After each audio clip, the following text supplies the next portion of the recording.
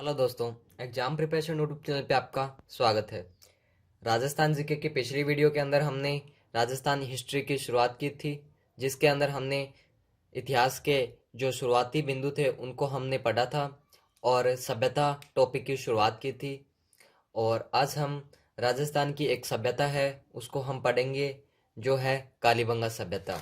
यानी कि इस वीडियो के अंदर हम पढ़ेंगे कालीबंगा सभ्यता। तो कालीबंगा सभ्यता के जितने भी इम्पोर्टेंट पॉइंट है, उनकी विशेषता और खोज, जिससे भी जो भी क्वेश्चन बनता है वो मैं आपको साथ साथ बता दूंगा और सभी पॉइंट हम डिस्कस करेंगे। तो आपको हेडिंग डालनी है कालीबंगा सभ्यता।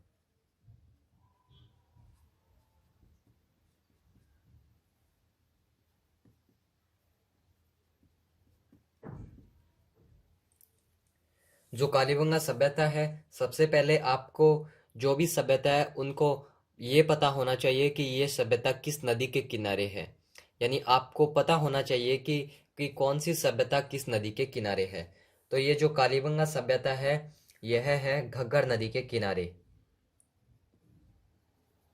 घग्गर नदी के किनारे पे है। सभ्यता हर नदी के किनारे पे होती है, यानी कि सभ्यता जो होती है वह नदी के किनारे ही होती है। तो कालीबंगा सभ्यता है, यह घग्गर नदी के किनारे है। और घग्गर नदी का जो क्षेत्र है वो कौन कौन सा क्षेत्र है? तो घग्गर नदी एक तो गंगानगर और एक है हनुमानगढ़। तो घग्गर नदी गंगानगर और हनुमानगढ़ के अंदर है, ये घग्गर नदी का क्षेत्र है। इसके बाद में ये जो कालीबंगा सभ्यता है, यह किस भाग मानी जाती है? तो यह जो सभ्यता है, यह सभ्यता सिंधु घाटी सभ्यता का भाग माना जाता है। यह भाग है, सिंधु घाटी सभ्यता का ही भाग है। कालीबंगा सभ्यता सिंधु घाटी सभ्यता का ही भाग है। और इसके बाद में कालीबंगा कालीबंगा सभ्यता को कालीबंगा नाम क्यों दिया गया? क्योंकि जो कालीबंगा है, इसका मतलब होता है कि काली चूड़ियां। काली का मतलब काली और बंगा का मतलब होता है चूड़ियां। यानी कि कालीबंगा शब्द का मतलब है काली चूड़ियां। और इसको कालीबंगा नाम क्यों दिया? क्योंकि ये जो सभ्यता है कालीबंगा सभ्यता, इस सभ्यता के अंदर सर्वप्रथम किसकी खोज हुई? तो सर्वप्रथम खोज हुई काली चूड़ियों की। काली चूड़ियों की सर्वप्रथम खोज हुई थी। यहाँ पे काली चूड़ियों के अवशेष मिले थे, तो सबसे पहले काली चूड़ियों को ही खोजा गया, इसलिए इस शहर का नाम या इस सभ्यता का नाम कालीबंगा है। इसके बाद में यह जो सभ्यता है वो कौन से युग की है या कौन से एज की है? तो यह भी सभ्यता ब्रॉन्ज एज की है। यह जो सभ्यता है यह ब्रॉन्ज एज में शुरू हुई थी। ब्रॉन्ज एज कब से कब तक था? तो वह था 2350 बीसी से लेके 1750 बीसी तक। 2350 बीसी से 1750 बीसी तक ब्रॉन्ज एज था। तो और कालीबंगा सभ्यता की शुरुआत ब्रॉन्ज एज के अंदर हुई थी। और इस सभ्यता की खोज जो करने वाले जो प्रथम व्यक्ति थे वो कौन थे? खोज करने वाले प्रथम व्यक्ति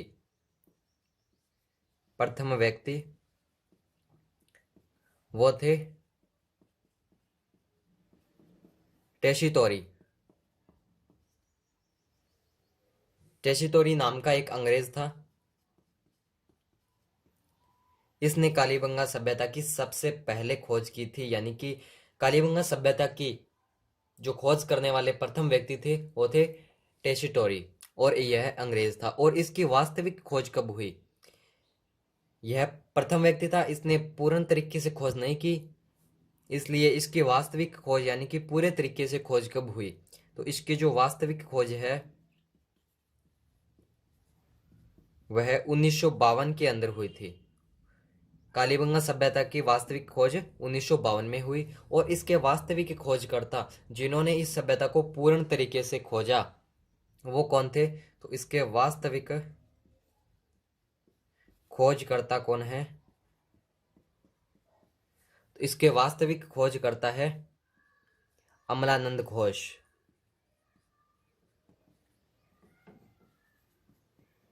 अमलानंद घोष ने इसकी वास्तविक खोज की थी।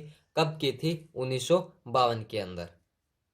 अब इसके बाद में जब अमलानंद घोष ने 1952 में कालीबंगा सभ्यता की वास्तविक खोज कर दी थी, उसके बाद में 1961 में 1961 से 1969 तक दो व्यक्ति थे। एक तो था ब्रजवासी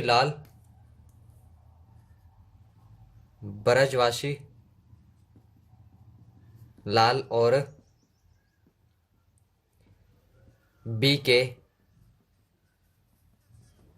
थापर। 1961 से 1969 में ब्रजवासी लाल और बी के थापर ने भी इसकी खोज की थी, यानी कि ये दो इसके अन्य खोजकर्ता थे। जब अमलानंद घोष ने इसकी खोज कर दी थी, उसके बाद में इन दोनों ने भी इसकी खोज की थी। जो बच्चे खुचे अवशेष थे वो इन्होंने भी खोजे थे। अब बात करते हैं कालीबंगा सभ्यता की विशेषता के बारे में कि कालीबंगा सभ्यता की विशेषताएं क्या क्या है। विशेषताएं,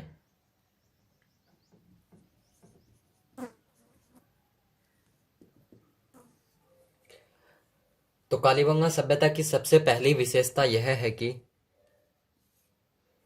इसमें जुते हुए खेत मिले हैं।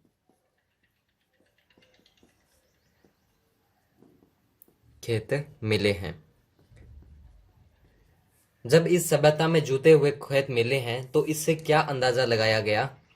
तो इससे अंदाजा लगाया गया कि ये जो लोग हैं यहाँ पे खेती करते होंगे, यानी कि ये लोग खेती से परिचित थे।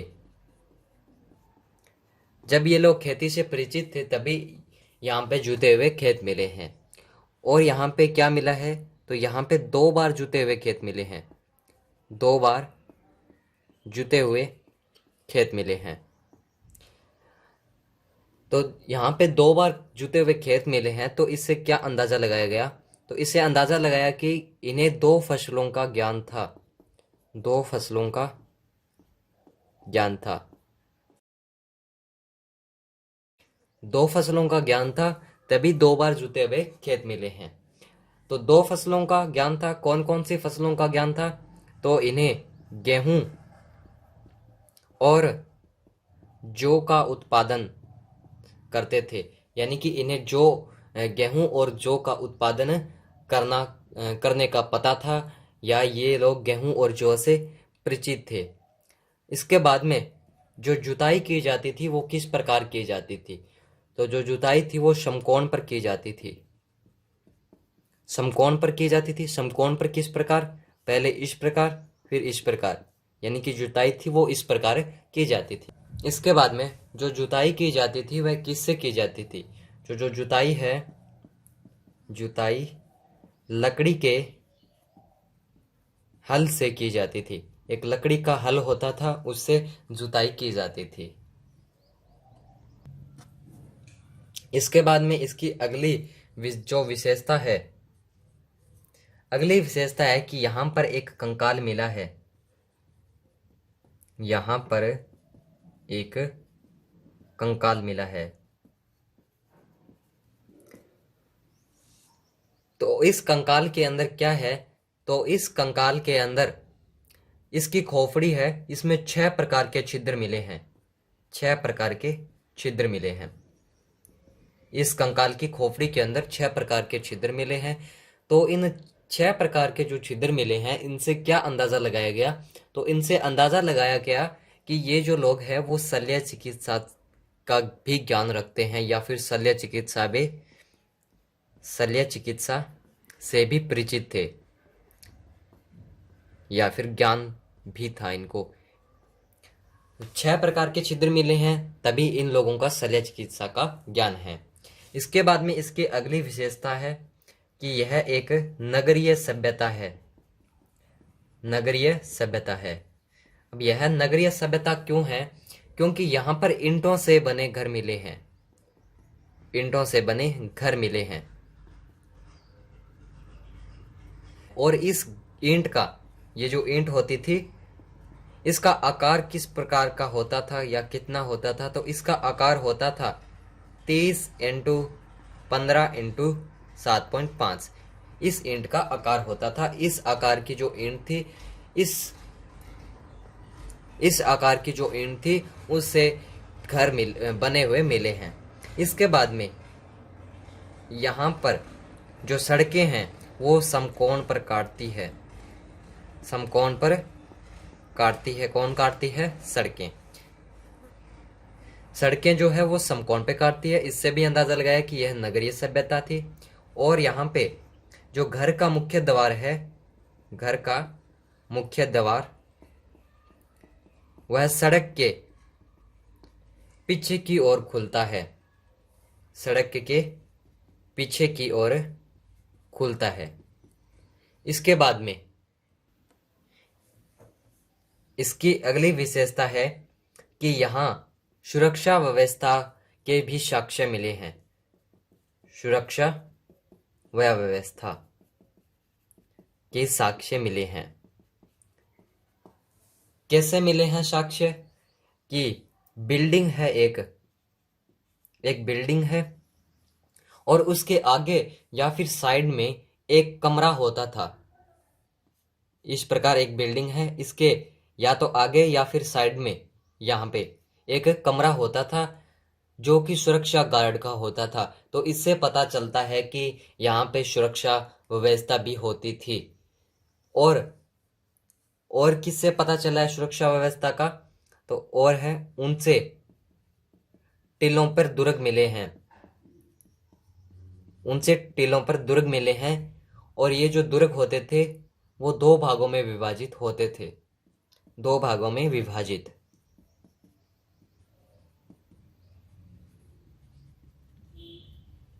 तो इन दुर्गों से भी सुरक्षा व्यवस्था के साक्ष्य मिले हैं। तो इससे एक तो बिल्डिंग से और दुर्गों से ये अंदाजा लगाया गया कि यहाँ पे सुरक्षा व्यवस्था भी होती थी। इसके बाद में जो अगली विशेषता है वो है कि यहाँ पर एक बेलनाकार चूल्हा या फिर तंदूर मिला है। यहाँ पे बेलनाकार चूल्हा या फिर तंदूर मिला है। तो इस बेलनाकार चूल्हे या तंदूर से क्या अंदाजा लगाया गया? तो इससे अंदाजा लगाया गया कि यह सभ्यता मेसोपोटामिया के समकालीन थी। मेसोपोटामिया जो सभ्यता थी उसके भी समकालीन थी,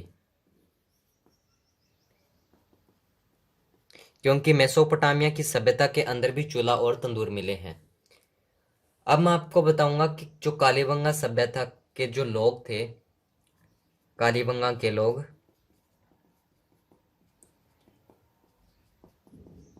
के लोगों का सामाजिक और आर्थिक जीवन कैसा था।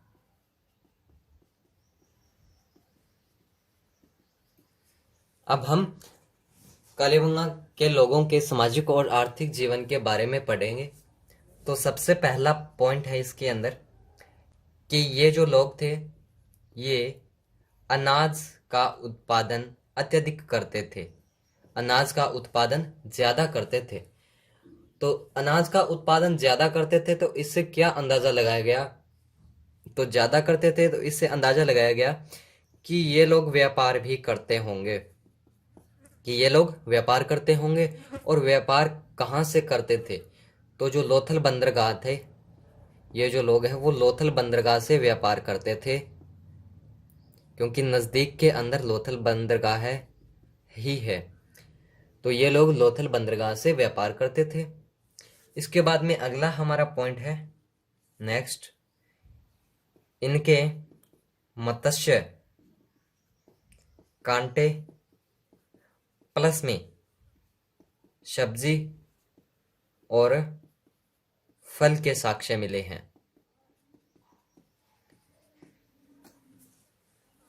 तो मत्स्य कांटे और सब्जी फल के साक्ष्य मिले हैं। तो इससे क्या अंदाजा लगाया गया कि ये जो लोग होते थे ये मांसाहारी और शाकाहारी दोनों तरह के होते थे। दोनों तरह के लोग यहाँ पे रहते थे, क्योंकि मत्स्य यानी कि मांसाहारी जो मछली का सेवन करता हो, तो ये लोग मत्स्य पालन करते थे, तो यहाँ पे ये मांसाहारी है। और सब्जी और फल के भी साक्ष्य मिले हैं, तो ये लोग शाकाहारी भी थे। तो इसके बाद में अगला पॉइंट है कि ये तांबे का निर्यात करते थे, तांबे का निर्यात करते थे, क्योंकि ये जो कालीबंगा सभ्यता है यह ब्रॉन्ज एज की थी, यानी ताम्र युग की थी। और इसके बाद में अगला पॉइंट है कि यहाँ पे पशुपालन भी होता था, ये पशुपालन भी करते थे। और पशुपालन किन किन पशुओं का पालन करते थे? तो ये लोग करते थे, एक तो कुत्ता पालते थे, और एक बकरी, ऊंट,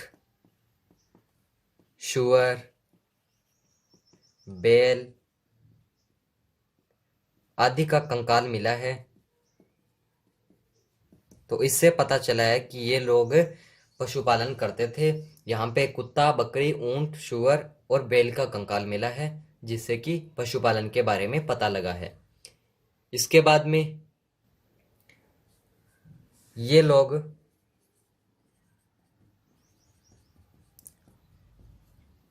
प्रसाधन प्रेमी भी थे, प्रसाधन प्रेमी थे।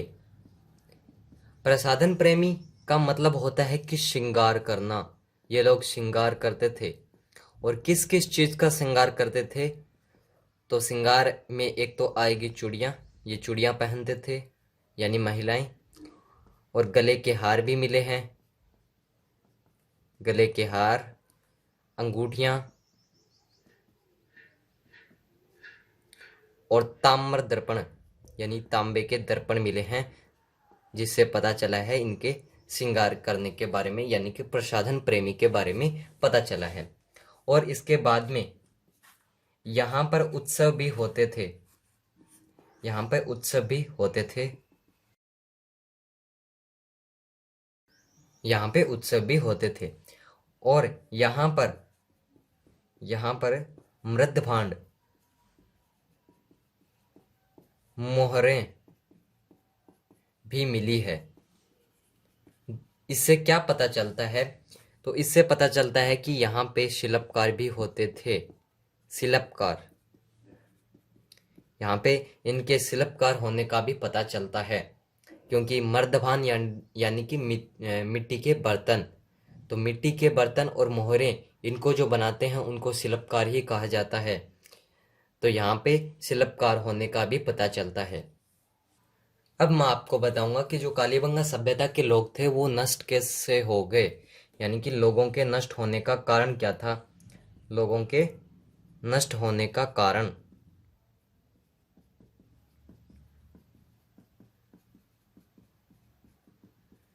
तो सबसे पहला कारण यह है कि जो दुर्ग थे, यहाँ पे दुर्ग और चट्टानों में दरारें आई, चट्टानों में दरारें आई या दरारें मिली। यहाँ पे दुर्ग और चट्टानों में दरारें मिली है।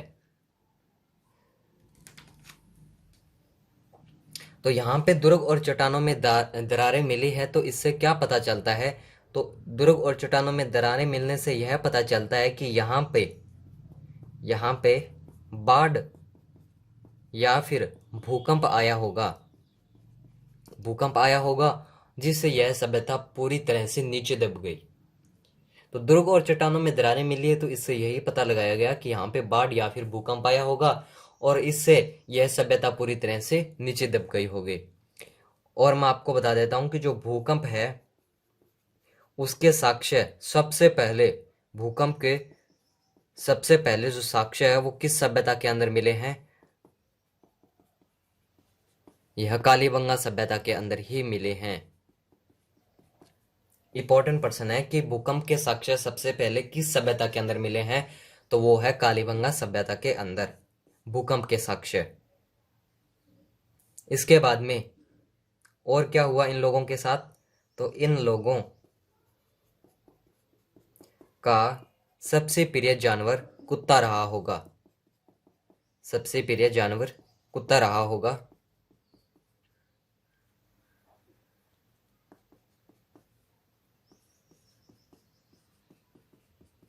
अब इनका सबसे प्रिय जानवर कुत्ता कैसे रहा होगा? तो जब लोग मर जाते थे तो गड्ढे के अंदर उनको दफनाया जाता था। लोगों को मरने के बाद में गड्ढे के अंदर दफनाया जाता था, गड्ढे में दफनाया जाता था। और उसके साथ में कुत्ते को भी दफनाया जाता था, साथ में कुत्ते को भी दफना दिया जाता था। और इससे क्या पता चलता है? तो इससे पता चलता है कि वह उनकी प्रिय वस्तु थी, उनकी प्रिय जानवर थे। कुत्ता था वो इनका प्रिय जानवर था, इसलिए उसको इसके साथ में दफनाया जाता था। क्योंकि व्यक्ति की जो प्रिय वस्तु होती है या प्रिय जो भी उसकी होती है उसको इसके साथ में दफनाया जाता है। तो यहाँ पे इन लोगों के जो गड्ढे के अंदर इनको दफनाया जाता था तो उनके साथ में कुत्ते को भी दफना दिया जाता था। तो इससे यही पता चलता है कि जो कुत्ता था वो इनका प्रिय वस्तु था या प्रिय जानवर था। इससे यही पता चलता है और इसके भी साक्ष्य मिले हैं। इसके बाद में ये लोग लोक परलोक, लोक परलोक यानी कि भगवान पर भी विश्वास करते थे, भगवान पर विश्वास करते थे।